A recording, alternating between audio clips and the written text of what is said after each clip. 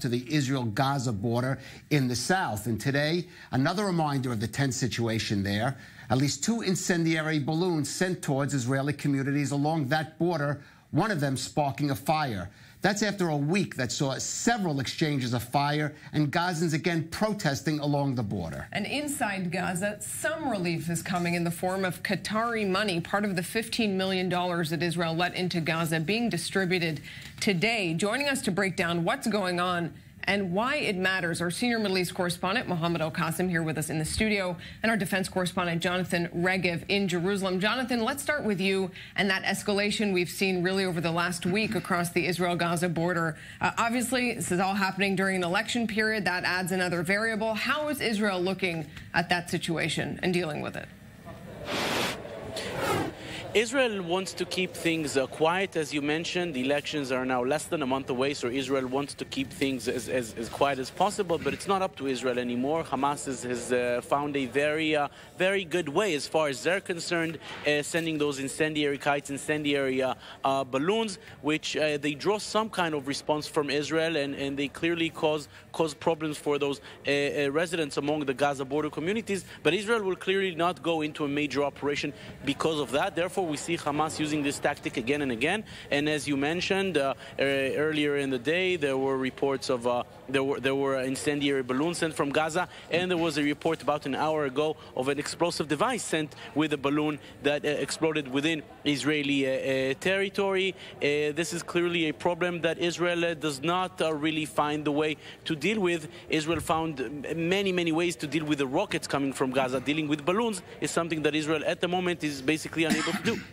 And Mohammed, one factor that could help keep the quiet there in the Gaza Strip is that money that is the millions floating from Qatar into that Palestinian enclave, and we saw that is sort of a public display of that today. That's correct. Palestinians in the Gaza Strip waited in lines while the Qatari ambassador to Gaza, who was in charge of the reconstruction of the Gaza Strip, Muhammad al-Amadi, was actually monitoring, supervising the handout of the money to thousands of Gazans in the coastal enclave desperately needed money. But it's not only this one factor. There is another factor. Today, the UN envoy, Middle East envoy Nikolai Mladenov, actually visited, crossed into Gaza from Israel, and he talked with al-Amadi about creating some 10,000 work opportunities, new jobs, even though those jobs are going to last for 4 to 6 months at least for the time being. But this is another hope for the Palestinians in the Gaza Strip, which are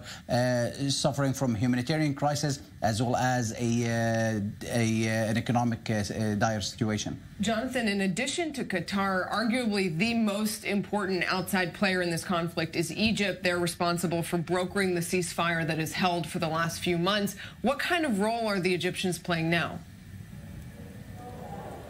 A major role. And Reed, first, this place where I am now in is the Truman Institute at the Hebrew University in Jerusalem, where a conference is now ending, a conference to mark the 40th anniversary of the peace treaty between Israel and Egypt, signed at the time by Prime Minister Menachem Begin from Israel and President Anwar Sadat from Egypt.